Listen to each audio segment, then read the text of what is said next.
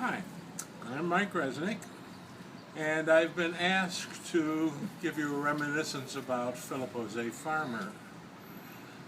This will probably be a little different than most because I'm going to talk about the fact that Phil Farmer wrote a pornographic novel.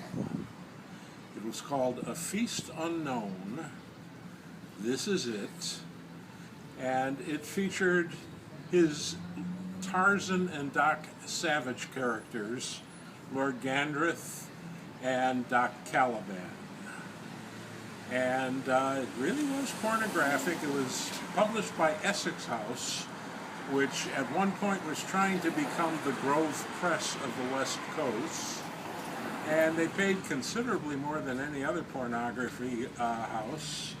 And they were trying to get classy writers, and they did for about 5 months, and then they went out of business since nobody really wants to read classy pornography. And this really was pornographic. There is a scene in there that made all the fanzines in which Tarzan and Doc Savage are having the equivalent of a sword fight with their 16-inch phalluses. Now, why should I tell you about that? Because in the real world, anytime there's a hit movie, book, whatever, James Bond, Star Wars, Star Trek, the one thing you can be sure of is within 3 or 4 months, there's going to be a pornographic spin-off.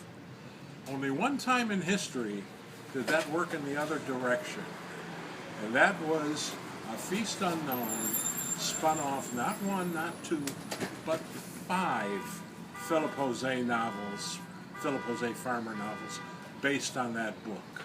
One of them was Lord of the Trees, about Lord Gandreth, his Tarzan character. One was The Mad Goblin, about Doc Caliban, his Doc Savage character. One of them was Tarzan Alive, a biography of Lord Gandreth. One of them was Doc Savage, his apocalyptic life. And a 5th one was Mother Was a Lovely Beast, also about Tarzan. No author in history, as I say, has ever had straight, legit spin-offs from a pornographic book that was so well written it just begged for spin-offs. And some years later, I was having lunch with Phil at a convention, and I asked him about it, and I said, this was pornography. Why did you, make it so good? Why did you clearly work so hard at it? And his answer was, they paid him a fair price.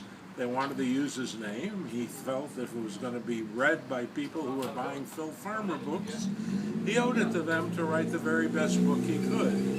And indeed he did. He was a heck of a writer. I'm pleased and proud to have known him.